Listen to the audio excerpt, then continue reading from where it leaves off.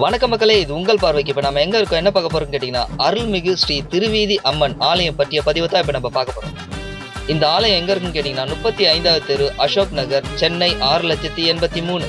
இந்த ஆலயத்தில் உள்ள காவல் தெய்வமான கருப்புசாமியும் முனீஸ்வரனும் பக்தர்களுக்கு காட்சியளிக்கிறார். பக்த கோடிகளாகிய உங்கள் பார்வைக்கு நன்றி, வணக்கம்.